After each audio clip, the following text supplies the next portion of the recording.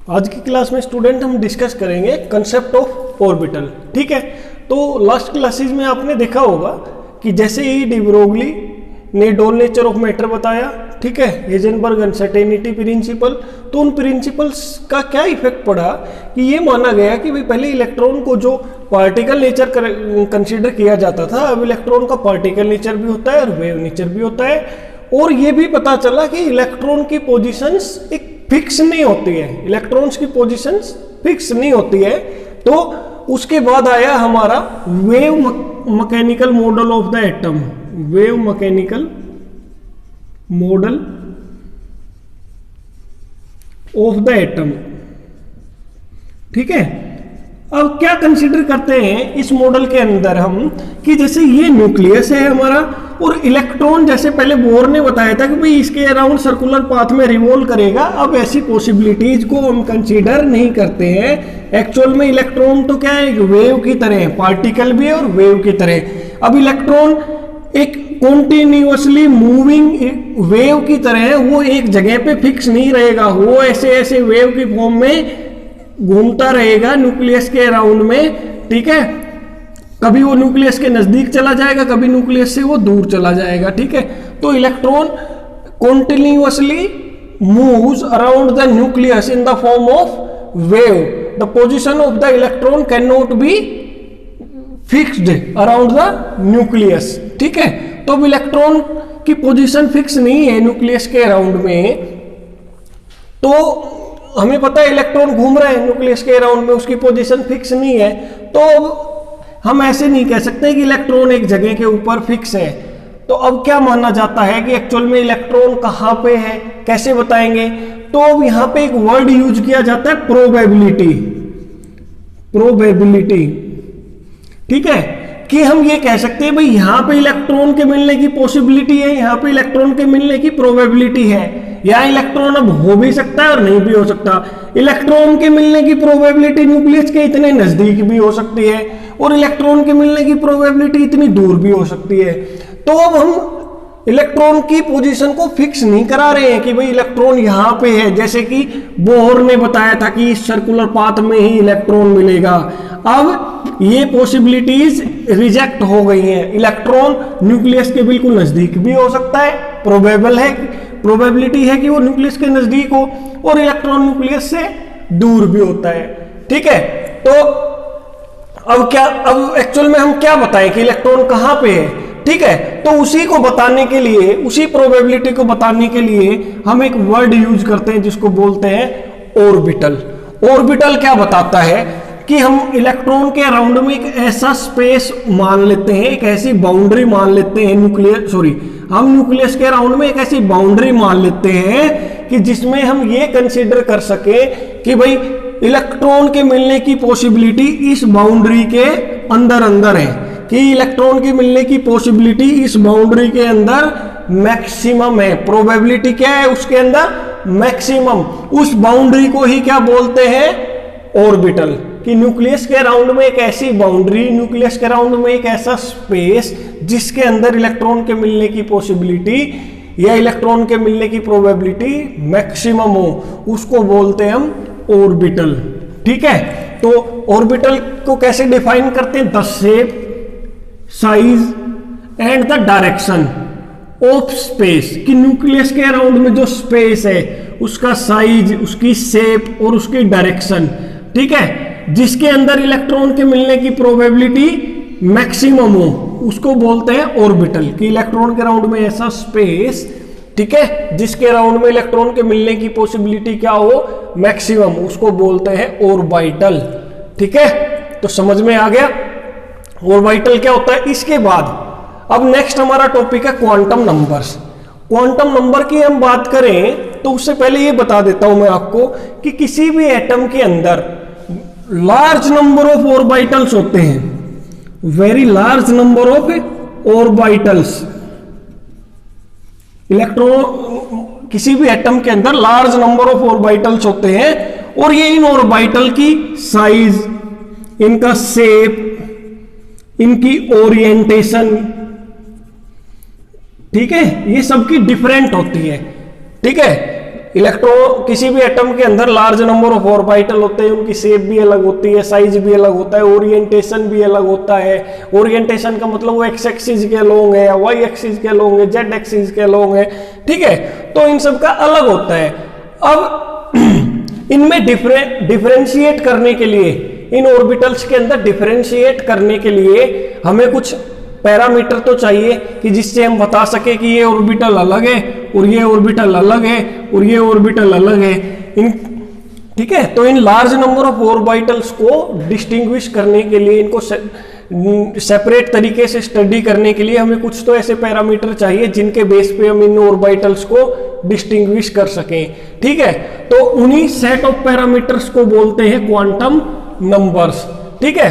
Quantum numbers क्या होते हैं? ऐसे सेट ऑफ नंबर होते हैं, ऐसे सेट ऑफ नंबर होते हैं with the help of which we can define electrons present in the atom completely. अब देखो इलेक्ट्रॉन कहां पे रहता है? ऑर्बिटल में। अभी बताया था ना मैंने, ऑर्बिटल क्या होता है? न्यूक्लियस के अराउंड में ऐसा स्पेस जिसमें इलेक्ट्रॉन के मिलने की पॉसिबिलिटी सबसे ज्यादा हो, उसी को क्या बोलते हैं? ऑर्बिटल।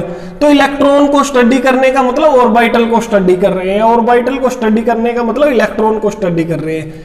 तो यहाँ पे क्वांटम नंबर क्या है? ऐसे नंबर जिनकी हेल्प से हम इलेक्ट्रॉन को डिफाइन कर सकते हैं, इलेक्ट्रॉन की एनर्जी, इलेक्ट्रॉन की डिस्टेंस न्यूक्लियस से, ठीक है। इन सब को स्टडी करने के लिए जो भी हमें नंबर चाहिए होते हैं उनको बोलते हैं क्वांटम नंबर्स। अब केमिस्ट्री में हमें 4 टाइप ऑफ क्वांटम नंबर्स पढ़ने होते हैं, ठीक है। सबसे पहला होता है प्रिंसिपल क्वांटम नंबर, या इसका दूसरा नाम होता है रेडियल क्वांटम नंबर। इसको हम रिप्रेजेंट करते हैं स्मॉल एन से।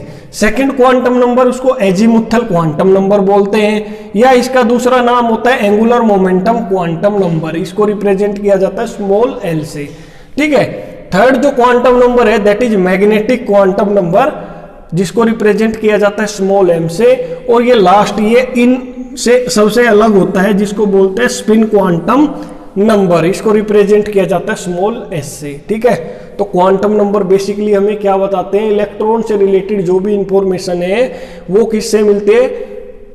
क्वांटम नंबर से। क्वांटम नंबर क्या है? एक सेट ऑफ नंबर्स है, ठीक है, जो इलेक्ट्रॉन के बारे में हमें कंप्लीट इंफॉर्मेशन प्रोवाइड करवाता है, ठीक है। तो क्लियर हो गया, ठीक है। क्वांटम नंबर्स की जरूरत क्यों पड़ती है? क्योंकि एटम के अंदर लार्ज नंबर ऑफ ऑर्बिटल होते हैं, उन ऑर्बिटल्स को उनको डिस्टिंग्विश करने के लिए, ठीक है, हमें क्वांटम नंबर्स की जरूरत होती है, ठीक है। इसके बाद देखते हैं स्टूडेंट्स हम प्रिंसिपल क्वांटम नंबर, ठीक है। और जैसे बताया था इसका दूसरा नाम है रेडियल क्वांटम नंबर, ठीक है। ये सबसे मोस्ट इंपोर्टेंट क्वांटम नंबर माना जाता है, ठीक है। ये क्या बताता है हमें? It represent the principal shell, principal shell बोले या फिर energy level to which electron belongs, to which electron belongs, ठीक है। It is denoted by small n से इसको डिनोट करते हैं, और एन की वैल्यू 1 2 3 4 5, जीरो नहीं होगी कभी भी, एन की वैल्यू जीरो नहीं हो सकती है, ठीक है, एंड सो ऑन आगे तक होती है। तो जो प्रिंसिपल क्वांटम नंबर है वो हमें क्या बताता है कि भाई इलेक्ट्रॉन कौन से प्रिंसिपल सेल से या कौन से एनर्जी लेवल से बिलोंग करता है, ये हमें कौन बताता है? प्रिंसिपल क्वांटम नंबर, ठीक है। जैसे फॉर एग्जांपल ये हमारा न्यूक्लियस है, ठीक है, और न्यूक्लियस के अराउंड में इस टाइप से एनर्जी लेवल्स होते हैं, या इनको प्रिंसिपल सेल बोलते हैं, एनर्जी लेवल बोले या फिर प्रिंसिपल सेल, ठीक है। तो जैसे ये पहला एनर्जी लेवल है, इसको n इक्वल टू 1 से डिनोट करेंगे। ये सेकंड एनर्जी लेवल है, ये n इक्वल टू 2 से डिनोट करेंगे। थर्ड एनर्जी लेवल है, फोर्थ एनर्जी लेवल, ठीक है। तो इनको हम अल्फाबेट से भी डिनोट कर सकते हैं। पहले एनर्जी लेवल को हम K बोल सकते हैं, सेकंड को L M N, इस टाइप से भी इनको डिनोट कर सकते हैं, ठीक है। तो ये आप देख रहे हो, ये सब क्या है? प्रिंसिपल सेल है, या या फिर ये एनर्जी लेवल्स है। इलेक्ट्रॉन इन एनर्जी लेवल्स में रिजाइड करते हैं, इलेक्ट्रॉन इन एनर्जी लेवल में रहते हैं, ठीक है, मूव करते हैं। तो ये हमें कौन बताता है? प्रिंसिपल क्वांटम नंबर, या फिर इसको रेडियल क्वांटम नंबर बोलते हैं, ठीक है। अब हम ये देखते हैं इस इंफॉर्मेशन के अलावा और क्या इंफॉर्मेशन हमें इलेक्ट्रॉन के बारे में, ऑर्बिटल के बारे में जो हमें मिलती है प्रिंसिपल क्वांटम नंबर से, ठीक है। तो अभी हम देखते हैं प्रिंसिपल क्वांटम नंबर और क्या बताता है हमें? Average distance of the electron from the nucleus, कि जैसे ये कोई इलेक्ट्रॉन हमारा मान लो सेकेंड एनर्जी लेवल में है, तो सेकेंड एनर्जी लेवल में है तो n की value n is equal to 2 होगी। तो इससे हमें क्या पता चलती है इलेक्ट्रॉन की न्यूक्लियस से डिस्टेंस कितनी है। अगर थर्ड एनर्जी लेवल में होगा तो इलेक्ट्रॉन की डिस्टेंस ये होगी, ठीक है। और क्या पता चलता है, the size of the electron wave और इलेक्ट्रॉन क्लाउड। जितना ज्यादा n की वैल्यू बढ़ती जाएगी, न्यूक्लियस और इलेक्ट्रॉन के बीच में डिस्टेंस क्या होती जाएगी, इंक्रीज होती जाएगी। और मैंने बताया इलेक्ट्रॉन किसकी फॉर्म में होता है, इलेक्ट्रॉन वेव की फॉर्म में रहता है, ठीक है। तो इसीलिए n की वैल्यू हमें इलेक्ट्रॉन क्लाउड का साइज की इलेक्ट्रॉन कितने इलेक्ट्रॉन कहां तक डिस्ट्रीब्यूटेड है, ठीक है, या इलेक्ट्रॉन की वेव और न्यूक्लियस के बीच में कितनी डिस्टेंस है, ये हमें कौन बताता है, n, ठीक है। n एक तो हमें क्या बताता है, इलेक्ट्रॉन और न्यूक्लियस के बीच की डिस्टेंस, ठीक है। और साइज भी n से ही पता चलता है हमें। n की इलेक्ट्रॉन जितने बड़े एनर्जी लेवल में रहेगा, मतलब n की वैल्यू जितनी ज्यादा होगी और इलेक्ट्रॉन अगर उस एनर्जी लेवल में रहेगा तो एटम का तो एटम का साइज भी क्या माना जाएगा, बड़ा माना जाएगा, ठीक है। n की वैल्यू इंक्रीज होने से एटम का साइज भी क्या हो जाता है, इंक्रीज हो जाता है, ठीक है। दूसरा क्या बताता है, the energy of the electron in hydrogen atom और hydrogen like species. Hydrogen atom के अंदर कितना इलेक्ट्रॉन होता है, 1 इलेक्ट्रॉन होता है। हाइड्रोजन लाइक स्पीसीज का मतलब ऐसे कोई भी एटम या आयन जिनके अंदर 1 इलेक्ट्रॉन हो, 1 इलेक्ट्रॉन, उनको बोलते हैं hydrogen like species, hydrogen like species, ठीक है। कोई भी एटम, आयन, ठीक है, या कोई भी रेडिकल जिसके अंदर 1 इलेक्ट्रॉन होता है उसको हाइड्रोजन लाइक स्पीसीज बोलते हैं, क्योंकि हाइड्रोजन के अंदर भी कितना इलेक्ट्रॉन होता है, 1 इलेक्ट्रॉन। तो हाइड्रोजन लाइक स्पीसीज के अंदर जो इलेक्ट्रॉन की एनर्जी होगी वो किसके ऊपर डिपेंड करेगी, n की वैल्यू के ऊपर, ठीक है।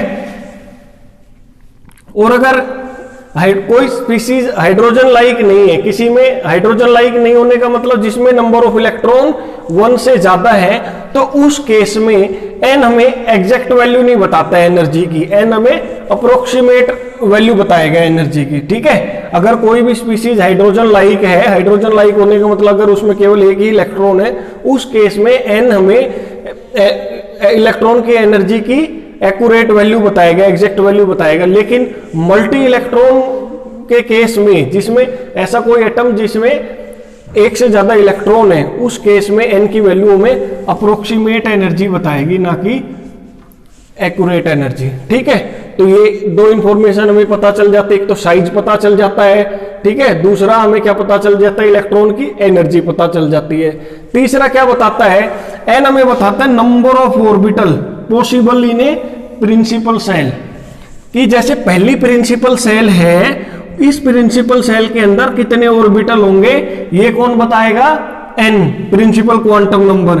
या जैसे ये थर्ड प्रिंसिपल सेल है, इसके अंदर कितने ऑर्बिटल पॉसिबल हो सकते हैं ये कौन बताता है, प्रिंसिपल क्वांटम नंबर। और किसी भी सेल में कितने ऑर्बिटल पॉसिबल होते हैं उसकी वैल्यू बताई जाती है n² से। कि जैसे फॉर एग्जांपल हमें ये बताना है कि भाई थर्ड प्रिंसिपल सेल में या थर्ड एनर्जी लेवल में मैक्सिमम कितने ऑर्बिटल पॉसिबल हैं, तो n की वैल्यू 3 हो गई। और नंबर ऑफ ऑर्बिटल किसके इक्वल होते हैं, n² के, नंबर ऑफ ऑर्बिटल्स ये किसके होते हैं, n² के, 3², ये कितने हो जाएंगे, 9 ऑर्बिटल। तो मतलब थर्ड प्रिंसिपल सेल में कितने ऑर्बिटल पॉसिबल हो सकते हैं, 9, ठीक है। तो नंबर ऑफ ऑर्बिटल्स किससे बताए जाते हैं, किसी भी सेल में n² से। अब क्या है कि maximum number of electron that can be present in the principal shell is given by, ठीक है, 2n²। अब किसी भी प्रिंसिपल सेल के अंदर मैक्सिमम कितने इलेक्ट्रॉन्स आ सकते हैं ये हमें कौन बताता है, n की वैल्यू। और नंबर ऑफ इलेक्ट्रॉन किसी भी प्रिंसिपल सेल में कितने हो सकते हैं, इसको बताते हैं 2n² से। अगर एग्जाम में आपसे पूछ लिया जाता है determine the number of electrons, maximum number of electron that can be present in third energy level, तो कैसे बताएंगे, थर्ड एनर्जी लेवल मतलब n की वैल्यू 3 हो गई, ठीक है। तो 2 × 3 का स्क्वायर, और ये कितना हो जाएगा, 18। तो थर्ड एनर्जी लेवल में मैक्सिमम कितने इलेक्ट्रॉन आ सकते हैं, 18 इलेक्ट्रॉन, ठीक है। तो ये बात आपको पता होनी चाहिए। नेक्स्ट क्या है, number of the main lines in the spectrum when electron jump from one level to another level। अब क्या होता है, मान लो ये इलेक्ट्रॉन थर्ड एनर्जी लेवल में है, ये इलेक्ट्रॉन कौन से एनर्जी लेवल में, थर्ड एनर्जी लेवल में है। अगर इसको हम बाहर से एनर्जी प्रोवाइड करवा दें, इसको बाहर से हमने क्या प्रोवाइड करवा दी, एनर्जी प्रोवाइड करवा दी, तो ये इलेक्ट्रॉन इस एनर्जी ई को एब्जॉर्ब करके इस थर्ड लेवल से कहां पे चला जाएगा, फोर्थ लेवल पे। ठीक है, लेकिन आपको पता है इलेक्ट्रॉन हाई एनर्जी स्टेट में अनस्टेबल होता है, तो कुछ ही देर के बाद ये फोर्थ एनर्जी लेवल से वापस से किस में आ जाएगा, थर्ड एनर्जी लेवल में। लेकिन जब ये फोर्थ से थर्ड में आएगा तो जो एनर्जी पहले इसने एब्जॉर्ब की थी, अब इस एनर्जी को क्या करेगा, एमिट करेगा। ठीक है, और ये जब एनर्जी निकलेगी तो इससे एक लाइन बनती है जिसको बोलते हैं स्पेक्ट्रल लाइंस। ठीक है, तो कितनी स्पेक्ट्रल लाइन बन सकती है, जब इलेक्ट्रॉन एक प्रिंसिपल सेल से किसी दूसरी प्रिंसिपल सेल में जाता है, वो भी कौन बताता है हमें, एन, प्रिंसिपल क्वांटम नंबर। तो इससे अब मुझे लगता है कि आपको प्रिंसिपल क्वांटम नंबर के बारे में सभी इंफॉर्मेशन पता लग गई होगी। ठीक है, प्रिंसिपल क्वांटम नंबर क्या बताता है हमें, ये सारी बातें हमने अभी डिस्कस कर ली है, क्या क्या इंफॉर्मेशन हमें प्रिंसिपल क्वांटम नंबर से पता चलती है। नेक्स्ट अभी करते हैं हम एंगुलर मोमेंटम क्वांटम नंबर, या इसी को बोलते हैं अजीमुथल क्वांटम नंबर, या इसी के दो नाम और होते हैं, सेकेंडरी क्वांटम नंबर या सबसाइडरी क्वांटम नंबर। ठीक है, इसको रिप्रेजेंट किया जाता है स्मॉल एल से। ठीक है, तो इसको बताने से पहले अभी मैं आपको एक चीज बता देता हूं। जैसे कि देखिए, ये हमारा न्यूक्लियस है, इसके अराउंड में ये ऑर्बिट्स हैं, और इलेक्ट्रॉन ऑर्बिट्स नहीं बोलेंगे, इसके अराउंड में ये सर्कुलर स्पेस है। ठीक है, जिसके अंदर ये इलेक्ट्रॉन वेव की फॉर्म में रिवॉल्व करता है, क्योंकि ऑर्बिट्स हम इसको फिक्स ऑर्बिट नहीं बोल सकते हैं, क्योंकि हेजनबर्ग का जो हमने पिछली क्लास में डिस्कस किया है, उस प्रिंसिपल को पढ़ने के बाद इलेक्ट्रॉन के जो डेफिनेट पाथ है उसकी पॉसिबिलिटी को रूल आउट कर दिया गया है। ठीक है, तो हम क्या बोल रहे हैं कि इस न्यूक्लियस के अराउंड में इलेक्ट्रॉन सर्कुलर पाथ में रिवॉल्व करता है। ठीक है, और उस इलेक्ट्रॉन के रिवॉल्व करने की वजह से उसके अंदर एंगुलर मोशन आता है जब वो सर्कुलर पाथ में रिवॉल्व करता है, तो और उस एंगुलर मोशन की वजह से उसके अंदर एंगुलर मोमेंटम जनरेट होता है। ठीक है, तो ये अभी आपको पता है। अभी हम थोड़ा सा आगे बढ़ते हैं, उससे पहले मैं आपको इसका जो बैकग्राउंड है उसके बारे में बता देता हूं। ठीक है, जब भी किसी भी एलिमेंट का हम स्पेक्ट्रा ऑब्टेन करते हैं, ठीक है, जब भी किसी भी एलिमेंट का स्पेक्ट्रा ऑब्टेन किया जाता है, तो उस स्पेक्ट्रा के अंदर मेन स्पेक्ट्रल लाइंस आती है। ठीक है, स्पेक्ट्रा मतलब जैसे मैंने अभी पीछे बताया है कि जब भी इलेक्ट्रॉन किसी लोअर प्रिंसिपल सेल से अपर प्रिंसिपल सेल में जाता है, और बाद में जब वो अपर प्रिंसिपल सेल में स्टेबल नहीं होता है, इसलिए वो वापस से लोअर प्रिंसिपल सेल में आ जाता है। और लेकिन जब ये वापस आता है तो ये एनर्जी को लिबरेट करता है, एनर्जी को एमिट करता है, एनर्जी को एमिट करता है, और ये एनर्जी जो एमिट हुई है वो लाइंस की फॉर्म में प्रोड्यूस होती है, जिसको बोलते हैं स्पेक्ट्रा। ठीक है, उसको बोलते हैं हम स्पेक्ट्रा। तो जब भी एलिमेंट्स का स्पेक्ट्रा लिया जाता है या एटम्स का स्पेक्ट्रा लिया जाता है, तो उसमें मेन स्पेक्ट्रल लाइंस आती है। ठीक है, जैसे फॉर एग्जांपल कोई इलेक्ट्रॉन n = 1 से 2 में गया, और थोड़ी देर के बाद वो 2 से 1 में आ गया, तो मान लो वहां पे एक लाइन आनी थी, 1 स्पेक्ट्रल लाइन। ठीक है, 1 स्पेक्ट्रल लाइन वहां पे आनी थी, लेकिन एक्चुअल में क्या होता है कि 1 स्पेक्ट्रल लाइन की जगह 1 स्पेक्ट्रल लाइन तो आई ही आई, साथ में उसके अंदर बहुत ही फाइन एक्स्ट्रा लाइंस भी आ गई। एक मेन लाइन तो आई आई, साथ में उस मेन लाइन के अलावा, जैसे ये स्पेक्ट्रा अगर लिया तो ये इसके साथ एक मेन लाइन तो आई, लेकिन इसके साथ में कुछ फाइन लाइंस और आ गई, इसके साथ में कुछ फाइन लाइंस और आ गई। ठीक है, तो वो फाइन लाइंस को एक्सप्लेन करना बड़ा मुश्किल हो गया कि ये फाइन लाइंस आने के पीछे क्या रीजन हो सकता है। मेन लाइन के साथ में जो ये फाइन लाइंस आ रही है उनका रीजन क्या हो सकता है। तो बाद में उस चीज का क्या रीजन दिया गया कि एक्चुअल में जो भी प्रिंसिपल सेल होती है, एक्चुअल में जो भी हम ये प्रिंसिपल सेल देख रहे हैं यहाँ पे, इस प्रिंसिपल सेल के अंदर कुछ छोटी छोटी सब सेल्स होती हैं। इस प्रिंसिपल सेल के अंदर कुछ अलग से सब सेल्स होती है। ठीक है, कि इन फाइन लाइन से क्या पता चला, ये जो फाइन लाइंस आई थी इनसे क्या पता चला कि subshells are present in the principal shell. ठीक है, कि प्रिंसिपल जैसे एक ही प्रिंसिपल सेल है, इसके साथ में ये सब सेल्स और प्रेजेंट है। ठीक है, कि प्रिंसिपल सेल के अंदर कुछ सब सेल्स प्रेजेंट। सेल में जब ऐसे रिवॉल्व करता है तो इलेक्ट्रॉन का पाथ क्या होता रहता है, चेंज होता रहता है। इसी की वजह से जो प्रिंसिपल सेल की जो एनर्जी होनी चाहिए थी, अब प्रिंसिपल सेल के अलावा सब सेल्स की वजह से भी एनर्जी जनरेट होती है। ठीक है, इसीलिए ये जो हमारी फाइन लाइंस होती है प्रोड्यूस होती है। ठीक है, तो ये जो एंगुलर मोमेंटम क्वांटम नंबर है ये हमें क्या बताता है कि किसी भी प्रिंसिपल सेल के अंदर कितनी सब सेल्स हैं, या किसी भी प्रिंसिपल एनर्जी लेवल के अंदर कितने सब एनर्जी लेवल्स प्रेजेंट हैं। तो उसको बताने के लिए हमने एक नया ये क्वांटम नंबर है इंट्रोड्यूस किया है। ठीक है, तो अब ये पता लगाते हैं कि कैसे किसी भी प्रिंसिपल सेल के अंदर हम नंबर ऑफ सब सेल्स फाइंड आउट करते हैं। ठीक है, तो अब हम क्या देखते हैं कि किसी भी given value of principal shell, कि कोई भी प्रिंसिपल सेल है वो n है, उसके अंदर कितनी सब सेल्स हो सकती है वो कौन बताता है, l।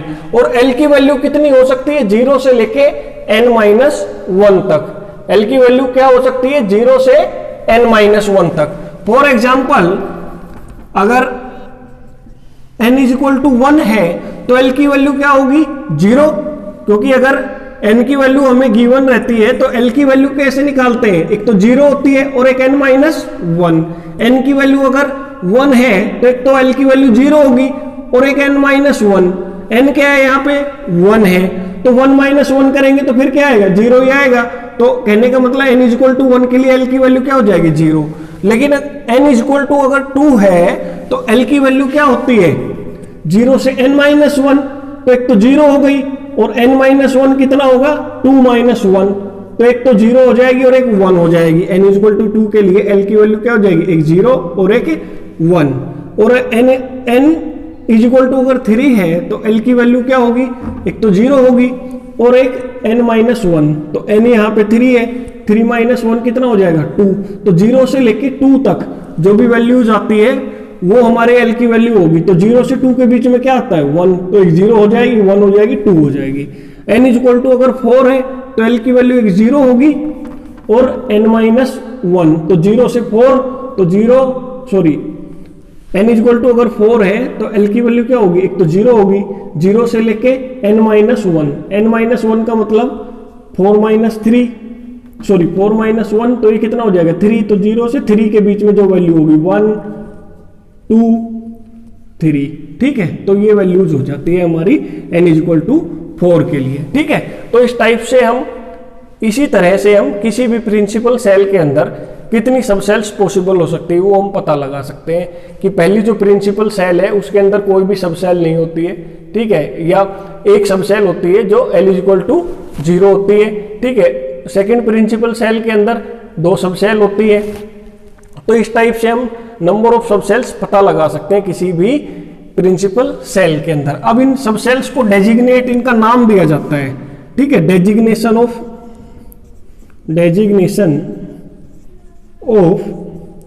सब सेल्स, डेजिग्नेशन ऑफ सब सेल्स।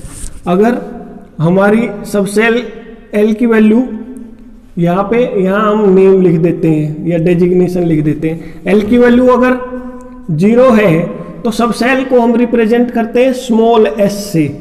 ठीक है, l की वैल्यू अगर 1 है तो उस सब सेल को रिप्रेजेंट करते हैं स्मॉल p से। l की वैल्यू अगर 2 है तो उस सब सेल को रिप्रेजेंट करते हैं d से। l की वैल्यू अगर 3 है तो उस सब सेल को रिप्रेजेंट करते हैं f से। ठीक है, इस टाइप से। और ये जो S, P, D, F, ये जो हमने ये जो लेटर लिखे हैं किसी सब सेल को रिप्रेजेंट करने के लिए, एक्चुअल में ये लेटर कहाँ से आते हैं इसके बारे में मैं और बता देता हूँ। जब भी मैंने बताया किसी भी एलिमेंट का हम स्पेक्ट्रा लेते हैं तो उसके अंदर लाइंस आती है। ठीक है, अब वो लाइंस शार्प हो सकती हैं, वो लाइंस प्रिंसिपल हो सकती, प्रिंसिपल लाइन हो सकती है, डिफ्यूज हो सकती है वो लाइंस, या वो फंडामेंटल हो सकती हैं।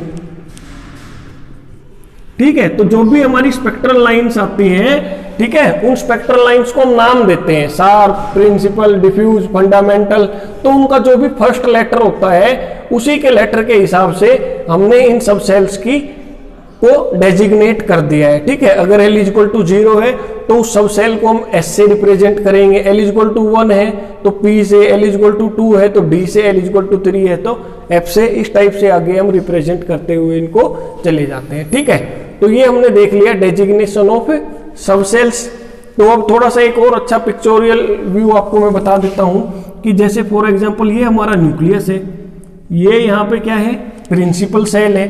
ठीक है, अब ये जो प्रिंसिपल सेल है ये n इक्वल टू 1 है, n इक्वल टू 1 के अंदर हमारी सब सेल क्या होती है, L equal to 0, L equal to 0 को किससे रिप्रेजेंट करते हैं, S से, स्मॉल s से। ठीक है, तो ये हमारा ये स्मॉल s ऐसे ये स्मॉल s है हमारा। ठीक है, तो इसको रिप्रेजेंट कर देंगे हम 1s से, और हमारा यहाँ पे ये सेकंड प्रिंसिपल सेल है n equal to 2, n equal to 2 के अंदर कितनी सब सेल्स होती है, एक तो L इक्वल टू 0 और एक L इक्वल टू 1। अब 0 के लिए हम कौन सी सब सेल क्या यूज करते हैं designation S, L equal to 1 के लिए क्या यूज करते हैं P। तो कहने का मतलब n इक्वल टू 2 के लिए दो सब सेल होंगी, एक तो L इक्वल टू 0 और एक L equal to 1। L equal to 0 वाली सब सेल को कैसे रिप्रेजेंट करते हैं, 2s, और ये जो L इक्वल टू 1 है इसको 2p। ये जो किसी भी सब सेल को रिप्रेजेंट करने के लिए पहले तो उसकी n की वैल्यू लिखते हैं, फिर उस सब सेल का जो डेजिग्नेशन होता है वो लिखते हैं, सब सेल का डेजिग्नेशन। ठीक है, D ये प्रिंसिपल सेल को बताता है, और ये जो डेजिग्नेशन लिखते हैं हम SPDF ये हमें यार सब सेल को बताता है। जैसे n इक्वल टू 2 हमारी प्रिंसिपल सेल है, इसके अंदर हमें सब सेल बतानी है, तो n इक्वल टू 2 है तो सब सेल क्या होगी, L इक्वल टू 0 हो सकती है, L इक्वल टू 1 हो सकती है। ठीक है, 0 से n-1 जैसा हमने बताया है। अब ये L इक्वल टू 0 होगी तो 0 के लिए क्या होता है, S होता है, L इक्वल टू 1 है तो क्या होता है, P। और जब इनको रिप्रेजेंट करना हो तो पहले तो n की वैल्यू लिखी जाती है, पहले जिस प्रिंसिपल सेल के अंदर है उसकी वैल्यू लिखी जाती है, बाद में इनके आगे S या P लगाया जाता है, डिपेंडिंग अपॉन 0 है तो S लगाएंगे, 1 है तो P लगाएंगे। तो जैसे यहाँ पे principal shell n equal to 2 है, इसके अंदर सब सेल लिखना है तो पहले तो प्रिंसिपल सेल की वैल्यू लिखेंगे, फिर एक तो L इक्वल टू 0 पॉसिबल है तो एक 2s पॉसिबल है, और एक P L इक्वल टू 1 है तो एक P पॉसिबल है। तो ये हो गया। और देखो अब इसके अंदर ये एक थर्ड प्रिंसिपल सेल है n इक्वल टू 3। ठीक है, इस n इक्वल टू 3 के अंदर हमारी कितनी सब सेल्स प्रेजेंट होंगी, ये L इक्वल टू 0 है, L equal to 1, L equal to 2, 3 के लिए है ना ये।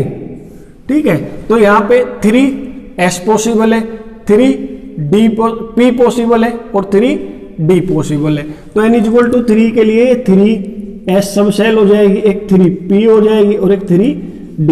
तो इस टाइप से हम किसी भी प्रिंसिपल सेल के अंदर नंबर ऑफ सब सेल्स को डिनोट करते हैं। ठीक है, तो फर्स्ट प्रिंसिपल सेल के अंदर यहां पे फर्स्ट प्रिंसिपल सेल के अंदर एक ही सब सेल है तो एक लिख दिया। अब यहाँ सेकंड प्रिंसिपल सेल के अंदर दो सब सेल है तो एक्चुअल में तो ये क्या होंगी, दो होंगी यहाँ पे। और थर्ड प्रिंसिपल सेल के अंदर क्या कितनी सब सेल होंगी, 3, तो ये कितनी हो जाएगी, 3। तो पहली प्रिंसिपल सेल एक होती है, सेकंड प्रिंसिपल सेल के अंदर पहली प्रिंसिपल सेल में एक सब सेल होती है 1s, सेकंड प्रिंसिपल सेल में दो सब सेल होती है, एक 2s हो जाएगी, एक 2p हो जाएगी। थर्ड प्रिंसिपल सेल में 3 सब सेल होती है, एक 3s 3p एक 3d, तो ये 3 होगी, 3s 3p 3d के लिए अलग अलग। ठीक है, तो इस टाइप से हम प्रिंसिपल सेल के अंदर नंबर ऑफ सब सेल्स फाइंड आउट करते हैं, उनको डेजिग्नेट करते हैं। ठीक है, इसके बाद अभी हम देखते हैं कि ये जो प्रिंसिपल क्वांटम नंबर, ये जो L की वैल्यू है, इससे हमें और अलग से क्या इंफॉर्मेशन मिलती है। ठीक है, तो अभी हम यहाँ पे देखते हैं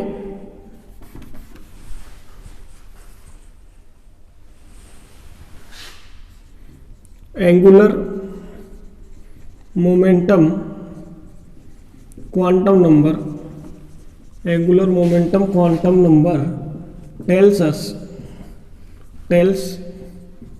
अस पहला क्या बताता है हमें, एंगुलर मोमेंटम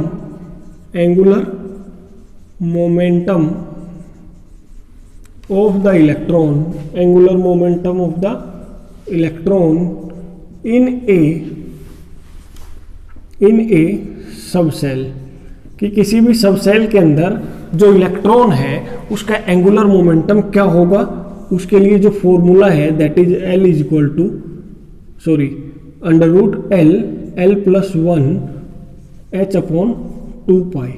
ठीक है, तो किसी भी प्रिंसिपल सेल के अंदर जो सब सेल होती है, इलेक्ट्रॉन जब उस सब सेल में मूव करता है तो उसका एंगुलर मोमेंटम कितना होगा, under root L into 1 L plus 1 H upon 2 pi. तो ये हमारे पास फॉर्मूला होता है एंगुलर मोमेंटम कैलकुलेट करने का किसी भी इलेक्ट्रॉन का जब वो किसी सब सेल में प्रेजेंट होता है। ठीक है, जैसे अब आपको एक एग्जाम में क्वेश्चन दे दिया जाता है, calculate the angular momentum of the electron which is present in 3s सब सेल।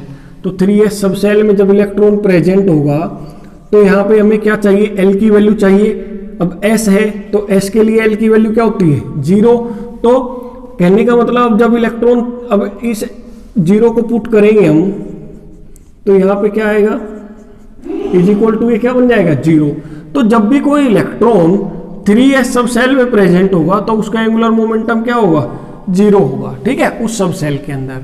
तो इसी टाइप से अगर 2s की बात करें तो 2s में भी L की वैल्यू क्या होगी, 0 होगी।